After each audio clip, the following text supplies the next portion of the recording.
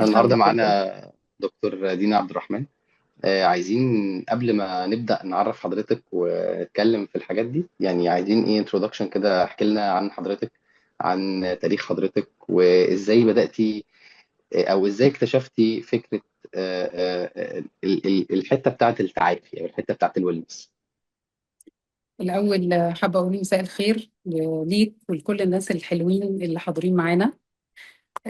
بصراحة هي لو هقول لك مفاجأة، هي الموضوع ده جه بالنسبة لي بمنتهى الصدفة.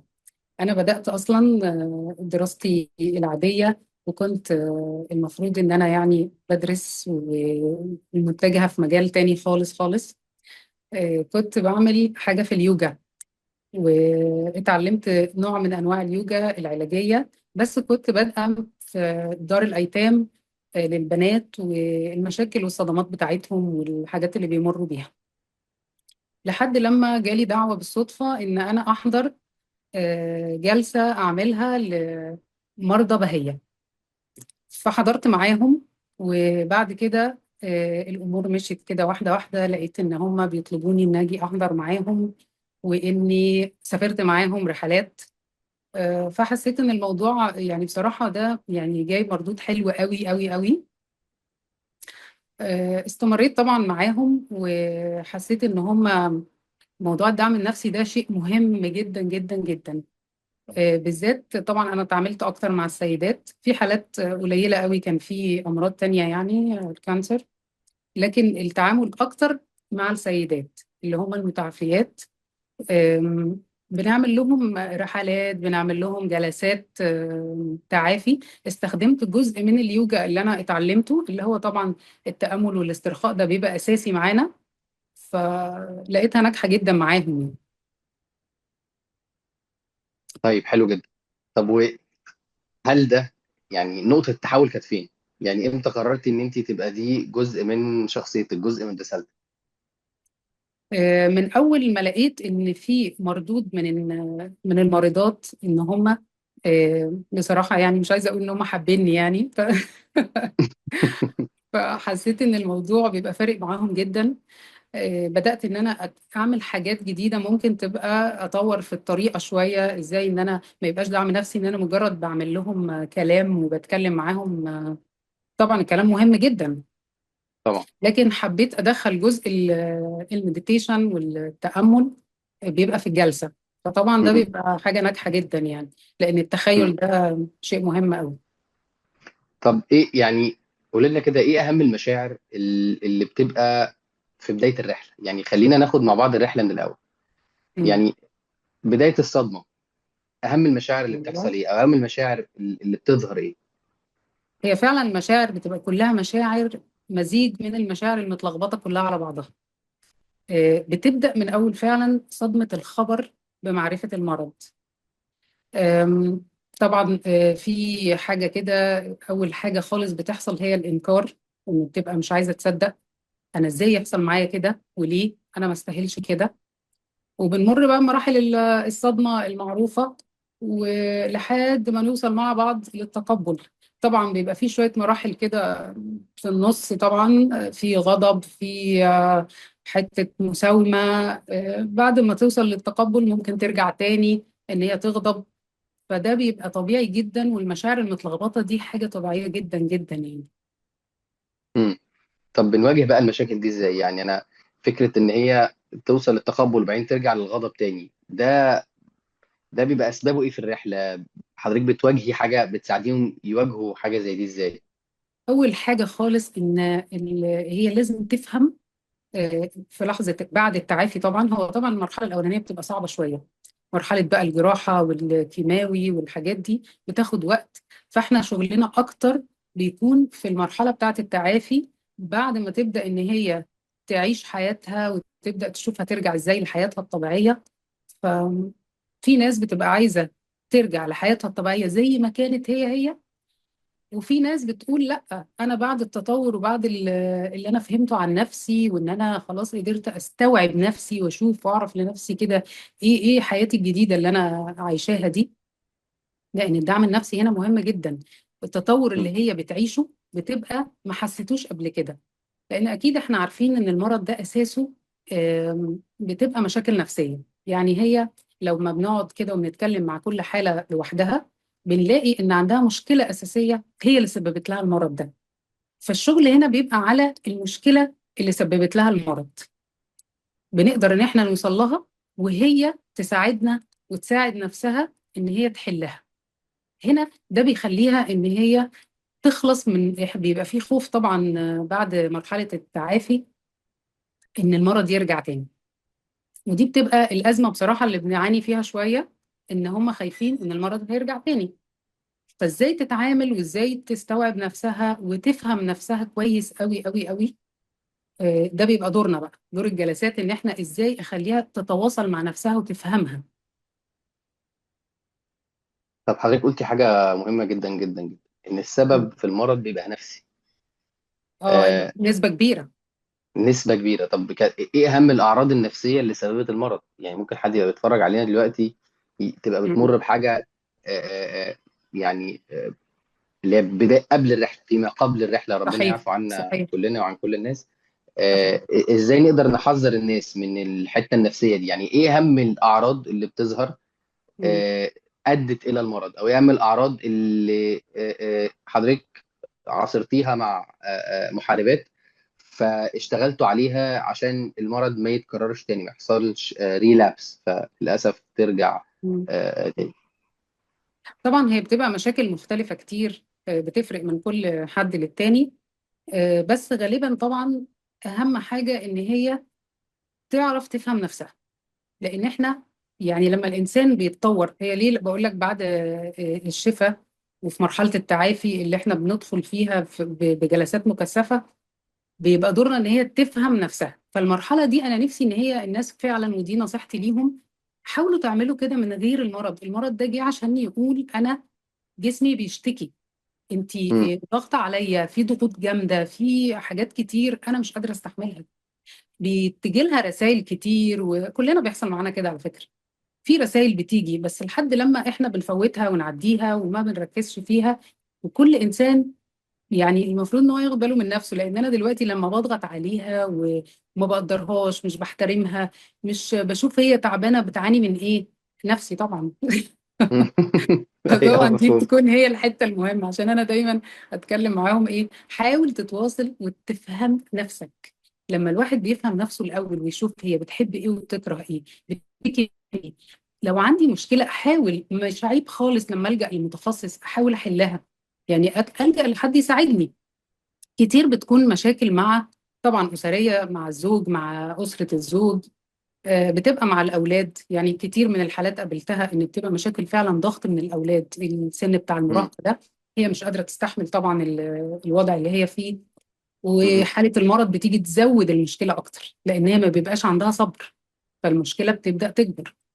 فلو كل، يعني أبسط الأمور، كل واحدة تبص لنفسها وتشوف هي محتاجة إيه، تكون رحيمة مع نفسها، تشوف ايه احتياجاتها، ايه اللي يساعدها، تفكر في نفسها شوية. لأن دايما الست بصراحة، ويمكن المصرية أكتر حد، ما بتفكرش في نفسها على مم. طول.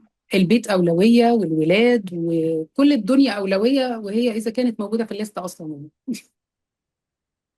ماشي، اعتقد الراجل المصري برضه نفس الكلام. لا، والرجالة جمال بصراحة أصلا. ما أقصدش إن بما إننا بنتكلم على الستات النهاردة، فاهم؟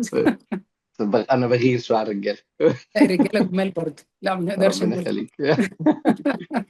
طب انا عندي احنا سؤال، هنتكلم هل على دور الراجل مهم قوي دلوقتي، هنتكلم ما انا عليه. لسه هسأل السؤال ده، هل بيبقى يعني عامل الأسرة اللي موجود ده ممكن يبقى أعراض مثلا اكتئاب، زعل، خناقة، أو مجموعة خناقات؟ هل ده ممكن يبقى السبب؟ ممكن طبعا، ممكن. مم. الضغط مم. النفسي اللي بيحصل عليها من المشاكل الكتير، الأسباب الكتير طبعا. أنا بما إن أنا إرشاد زواجي، فأنا عارفة إيه المشاكل الزوجية بتبقى عاملة إزاي. مم. ف دي مهمة وليها. المشكلة إن هي ليها حلول، بس مم. الطرفين مش بيتشاركوا إن هم يحلوها يعني. مفهوم. فأنا برضو لو تقولي بقى أنصحها إن هي مم. ما تجيش على نفسك عشان تعدي المشكلة. ما أنا دلوقتي في مثال كده دايما أقوله، احنا المرض ده جه عشان يعبر ان في مشكله. طب انا افضل احاول ان انا احل واسيب المشكله الاساسيه. يعني مثلا بدي مثال ان انا عندي في حنفيه ميه بتنقط، مم. افضل كل النقط اللي تنزل اشيلها وانشفها. طب ما اروح اغير القلب بتاع الحنفيه، ولا اجيب سباك يصلح لي الموضوع واحل حل مشكله المشكله من جذورها. من جذور. اه، هي دي. طب نقدر نفرق ازاي؟ يعني نفرق ان ده جاي من يعني نفرق ان ده اكتئاب يسبب يعني بعد الشر مرض، ولا ده مثلا حاجة نفسية ليها علاقة بموقف أو صدمة بسبب حاجة تانية؟ يعني نفرق في ده إزاي؟ قبل المرض ولا بعد؟ لا، قبل. قبل المرض. ما مم. هي المقياس عندي، انت انسان عايش مرتاح ولا مش مرتاح؟ عندك مشكله، طب المشكله دي مدتها قد ايه؟ شدتها قد ايه؟ مأثره على حياتك عامه ومش مخلياك تعيش حياتك عادي بطريقه طبيعيه؟ مم. ده المؤشر اللي بيبين لي ان هنا في ازمه كبيره. طب هل بيقدر حد بعد التعافي إن هو يعيش حياته بشكل طبيعي؟ هل بيقدر يرجع يستوعب بعد بنسميها إيه، الخلاط اللي دخل فيه ده، إن مم. هو يرجع حياته بشكل طبيعي؟ طيب، هو دلوقتي احنا عندنا مش دايما بقول انت مش لازم ترجعي لحياتك الطبيعيه بالمعنى الحرفي. آه، طب ما انت عندك حياة جديدة، وده غالبا اللي بشوفه. يعني ده الأرجح اللي حاصل، ان هم مش بيحبوا يرجعوا للحياة القديمة. بالعكس، فعلا. هي طبعا هي دايما تفضل الحياة الجديدة، لأن هي قدرت توصل لحاجة أنا نفسي الناس توصل لها قبل المرض. إن هي تحب نفسها، إن هي يبقى عندها هدف في حياتها، يبقى عندها معنى لحياتها. ازاي اقدر نفسي واحترمها، ويبقى عندي وعي، ويبقى عندي يعني مش بتصرف كده وخلاص واليوم بيجيب اليوم وكده. لا، انا عندي حاجات عايزه احققها في حياتي. عندي يعني ايه سعاده اصلا، يعني ايه انا اروح في اماكن عشان اتبسط. الرحلات اللي بتحصل والجلسات والقعدات والجروب ثيرابي، الحاجات دي كلها بتبقى علشان تخليها مرتاحة. فهي لما بتشوف الراحة وبتقدر، يا سلام لو كانت محظوظة وقدرت إنها توصل للمشكلة الأساسية اللي كانت عندها وتحلها، فهنا بتكون مش عايز ترجع للقديم. استحالة أنت بعد ما وريتني نور هترجعني تاني للضلمة، لا مش هينفع. وفي حاجة وسط بتبقى ما بين الاتنين، ان انا فرحة بتبقى مبسوطة بالحياة الجديدة، بس في نفس الوقت مش بتبيع القديم كله، هي بتاخد الحاجات الحلوة اللي فيه معاها وتدمج ما بين الاتنين. عجبني فكرة مبسوطة بالحياة الجديدة. دي حقيقة. يعني احنا ممكن نقول كده ان المتعافيات بيعدوا برحلة اكتشاف ذات، من خلالها بيحصل التعافي، فالتعافي داخلي نفسي اكتر منه تعافي من المرض. الله عليك، انت لخصت فعلا بشكل حلو قوي. حلو، صح قوي. انا بسمع الكلام ده قوي قوي قوي. والله يعني بجد انا سامعة بودني واحدة كانت بتقول انا بشكر المرض اللي خلاني اوصل للوعي ده وللإحساس الحلو ده، وإني أحس السعادة. أنا ما كنتش أفهم يعني إيه سعادة، ما كنتش بعمل حاجة عشاني. فهنا هي بتعمل ده عشانها، اتعلمت إزاي تفكر في نفسها شوية، إزاي تعمل حدود للعلاقات المفتوحة، إزاي تشوف يعني ما تبقاش شايلة المسؤولية كلها كلها كده فوق دماغها. ازاي بقى بتخليهم يقدروا يعملوا البالانس ده؟ لان يعني رحلة حب الذات واكتشاف الذات، احنا بقالنا، حضرتك شفتي، احنا بقالنا كذا ويبينار بنتكلم عن مم. الصدمات والتعافي بشكل عام عشان نوصل لمصطلح العافية او الويلنس. مم. في بقى بالانس كده، ميزان ما بين ان انا ابقى بحب نفسي، وان انا ما بقاش اناني، وان انا اساعد الناس، وان انا ما بقاش جاي على نفسي. ازاي بتساعد الناس ان هم يوصلوا للبالانس ده؟ او انصحينا، او لنا ازاي نقدر نوصل للبالانس ده. هو بصراحة مهم جدا. وفي كده مثال صغير، أنا دايما كل حاجة بقولها لهم بالأمثلة، يعني بحس إن هي بتدي حلو. بتوضح المعنى أكتر. علشان ده سؤال بيحصل، ما فيش مرة بقول لحد حب نفسك شوية، قدرها، احترمها كده، إلا لما لازم يطلع حد من المجموعة يقول هو دي مش أنانية. فأنا طبعا بقول لا، طبعا هي مش أنانية. الأنانية إن أنا أفكر في نفسي بس، لكن أنا بحط نفسي أولوية كمان، مش بحط نفسي إن أنا في في الصورة، لا. مثال صغير قوي، عندي أم هتقوم الصبح تعمل كل المهام بتاعتها، هتصحي ولادها وتلبسهم وتوديهم المدرسة وترجع والليلة الجميلة اللي احنا عارفينها دي. هل الأداء هيكون لو هي صحيت، خدت نص ساعة بس الأول لنفسها، عملت الفطار بتاعها، شربت المشروب الجميل اللي بتحب تشربه، وبعدين راحت صحت ولادها وعملت اليوم كله كامل متكامل؟ تفتكر الأداء ده هيكون أحسن، ولا بتاع اللي صحت من النوم جريت صحت ولادها وجريت على الشغل على طول؟ أنه أداء هيكون أحلى؟ مم. نص ساعة، نص ساعة تفرق في حياتك. طب ربع مم. ساعة مش مشكلة عادي. لا لا، نص ساعة حلو جدا، نص ساعة طيب حلو جدا. كويس كويس حلو جدا. يبقى انا مم. حطيت نفسي اولويه، عملت كاني بالظبط زي العربيه اللي حطيت لها بنزين عشان تعرف تمشي. مم. عملت الجزء المطلوب ليا. هل ده انانيه؟ اسمي ده انانيه لما احط نفسي انا اولويه كده؟ بالطبع لا. هي دي الفكره، هي دي الفكره. انا مش طالبه ان هي تقعد تفكر في نفسها وتسعد نفسها وتعمل كل حاجه لنفسها وتسيب الدنيا كلها، لا طبعا. هي دي الفكره باختصار. طب احنا عندنا حوالين المحاربة، سواء مم. كانت لسه في مرحلة الصدمة، أو في مرحلة المرض، أو في مرحلة التعافي، أو بعد التعافي، يعني ممكن نسميهم الأربع مراحل دول. مم.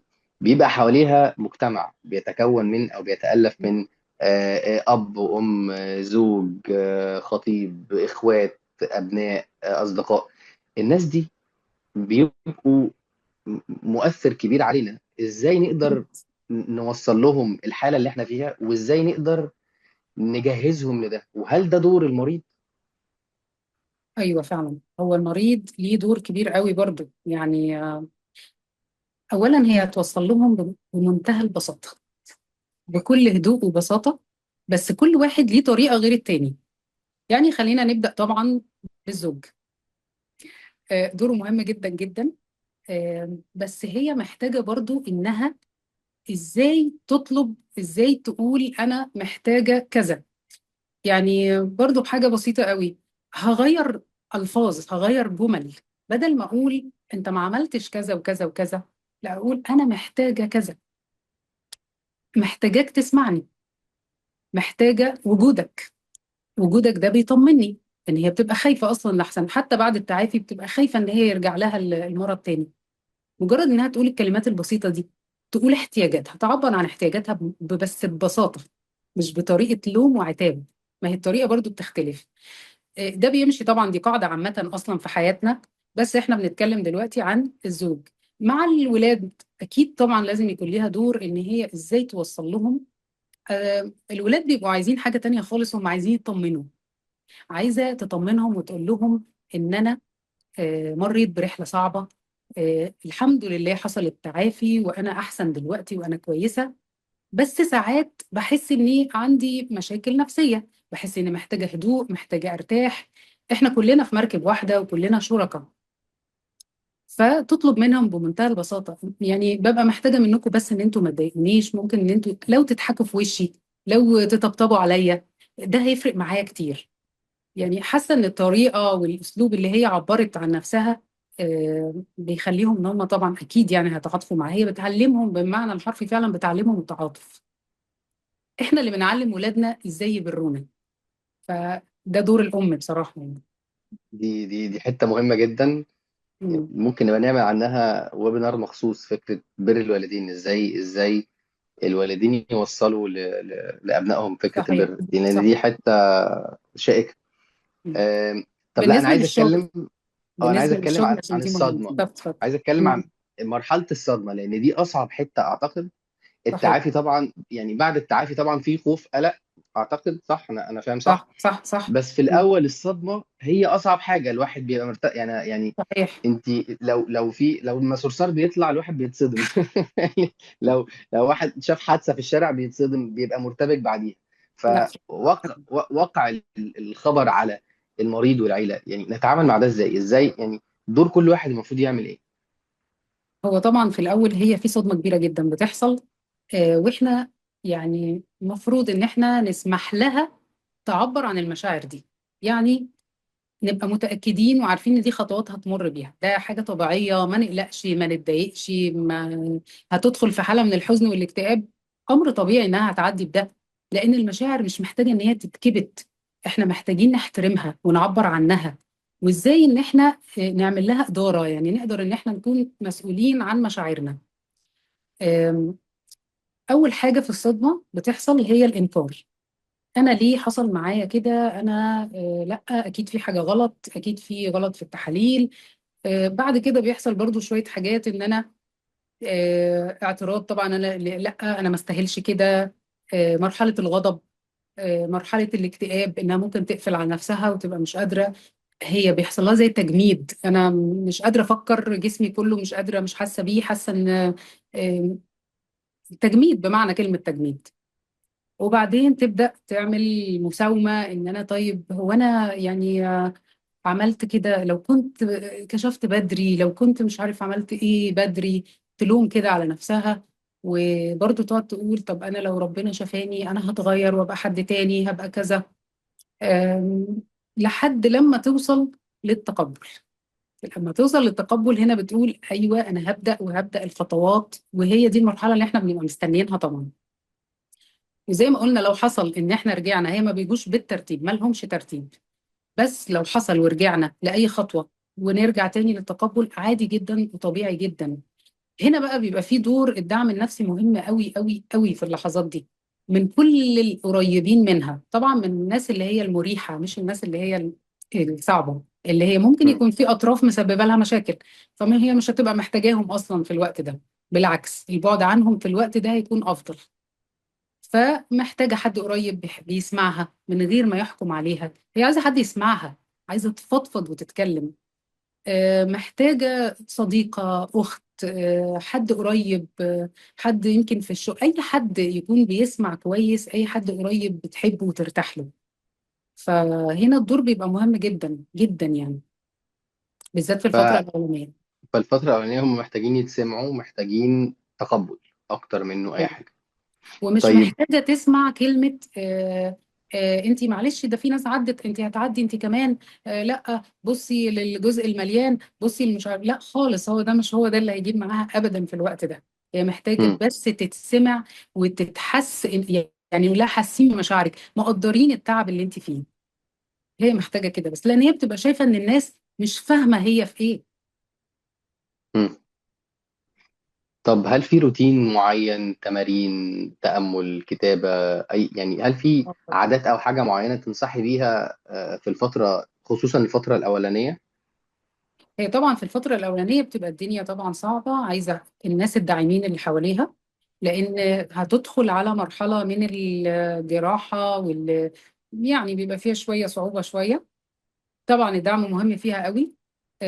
بعد شوية طبعا بنعمل روتين، وبيبقى فيه طبعا جدول يومي اللي بيحصل. الصبح بتعمل ايه، بعد الظهر ايه الحاجات اللي ممكن تعملها في يومها تريحها، ايه الحاجات والعادات اللي المفروض تدخلها الجديدة. كل ده بالممارسة واحدة واحدة. يعني خلينا نقول تمرينات التنفس دي مهمة جدا جدا جدا، واللي جربها عارف قيمتها قد ايه. 10 دقايق حقيقي. في اليوم، او حتى في البداية دقيقتين 5 دقايق، بتتعلم واحدة واحدة اقل نوع من انواع تمارين التنفس، وبيبقى معاها تأمل كده بسيط. بتتعلم ازاي تدخل عادات جديدة، تهتم بنفسها وتحبها. الغذاء المتوازن، تعمل لنفسها أكل نوع بتحبه، حاجة مفيدة.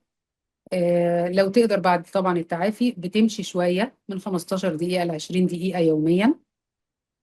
كل ده برضو بيتعمل بجدول وتحت متابعة. برضو إن هي تبقى ليها دايرة معارف جديدة، ناس إيجابية، ناس تتعامل معاهم، تقعد في مجموعات دعم، كل ده بيفرق كتير. طيب لو عندنا نصيحة ختامية، يعني احنا خدنا من وقتك كتير النهاردة. لا لا، ولا لو يهمك. عندنا نصيحة ختامية عايزين ننصح بيها أولا المحاربات، مم. ثانيا والأهم المجتمع الداعم، المجتمع اللي حواليهم، زي ما قلنا من أهل وعمل وأصدقاء، مم. نقول لهم إيه؟ طيب أنا أحب أقول نصيحة للمريضة نفسها في البداية، لأن كل حد مسؤول عن نفسه. يعني ربنا قال لنا عليكم أنفسكم. حاولي تفهمي الرسالة من بدري. حاولي إن أنت لما تحسي بتعب جسمك يديكي أي إنذار إن أنا تعبان، صدقيه، حسي بيه. اعرفي إزاي تتواصلي مع نفسك ومع جسمك، واعرفي إن أنت عندك جسم وعندك عقل وعندك روح. التلاتة دول يعني يا ريت تكوني واعية بيهم قوي، وتكوني عارفة ان هما يعني يكونوا ماشيين مندمجين مع بعض. فقدري نفسك، احترميها، حبيها. عايزة اقول لها انت مش لوحدك. وانت ما فيش حاجة تعيبك، وما فيش حاجة تبقى يعني هي الست برضو بتكون شايفة ان هي انوثتها اتأثرت، لان في جسمها وحصل من الجراحة والحاجات دي تغييرات كتير. فبتحس ان هي ما عندهاش ثقة، والدنيا اتأثرت كده، وفي هزة كده حصلت معاها. فعايزة اقول لها لا، خدي بالك من نفسك. انت مشيتي طريق صعب، والطريق ده انت قوية عشان قدرتي تمشي فيه وعديتي منه. آم، بتبني حياة جديدة، بيبقى عندك رؤية جديدة. آم، شايفة ان انت نجحتي، وكل الخطوات اللي خدتيها دي خطوات خليكي فخورة بنفسك. وفعلا فعلا انا بقول لك رسالة من كل قلبي. انا شايفاكي قوية، وبحترم قوتك دي جدا. كلام خطير، كلام خطير. طيب، بشكرك دكتور دينا عبد الرحمن. احنا خدنا من وقتك كلام لذيذ، وانا اتعلمت بصراحة حاجات كتيرة جدا النهاردة. فكرة ان العامل النفسي هو اكبر حاجة في المرض. اخلي بالي من كل السيدات اللي حواليا، يعني عندي اطفال وعندي سيدات كتير في العائلة ربنا يبارك حوالينا. لك. ربنا يخليك. ويعني إن شاء الله أكيد لينا لقاء وبنار آخر، وأتمنى تكوني اتبسطتي واستمتعتي باللقاء اللذيذ ده. ان شاء حاولت الله، أثر جدا على قد جدا. ما أقدر. لا والله بالعكس، انا ما حسيتش بالوقت، وكنت مبسوطة شفتي؟ جدا جدا.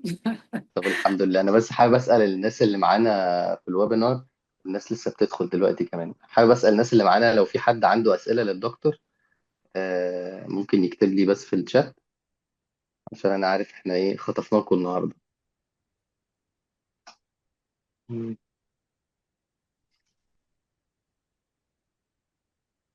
طب انا عندي سؤال. وحضرتك عندك عياده يا دكتور الناس تقدر تتواصل معاكي؟ عندك سوشيال ميديا اكونتس الناس تقدر توصل لها؟ ايه طبعا. طيب هنعمل لها، احنا عاملين لها منشن، هنحطها برضو في اللايف وفي الكومنتس احنا بنقطع الفيديوز بعد كده وبنحطها على السوشيال ميديا، فهنعمل كده برضو واحنا بنقطعها. ان شاء مش الله. انا اعتقد الناس اتبسطت معانا. في سؤال: يا ترى تأثير دعم الزوج اكتر من دعم الاولاد؟ اه، ده حد كده عنده مشكلة. حد بيسأل دعم الزوج، هل الزوج تأثيره اكتر من الاولاد؟ بصراحة هو الأسرة كلها على بعضها زي ما قلنا هي كلها فريق واحد، فتأثيرهم كلهم مهم. بس طبعا الزوج تأثيره كبير جدا جدا جدا، مش هنقدر ننكر. لما بيكون، وأنا شفت بعناية فيه فعلا ناس كتير، لما بتكون الزوج داعم ليها بيفرق معاها جدا، بتتحسن، بتبقى نفسيتها أحسن بكتير. ففعلا دوره مهم قوي. يعني هو دور الزوج فعلا اكتر. جدا جدا. والولاد كمان. والله الولاد كمان كله، والله هي كلها يعني زي ما قلت لك فريق واحد، منظومة واحدة. طب الاب والام؟ الأب والأم طبعا كل الناس دي بتبقى ناس داعمة، بس اللي جوه الأسرة ساكنين مع بعض في نفس البيت مم. وعايشين كل يوم مع بعض، دول ليهم دور مهم قوي قوي.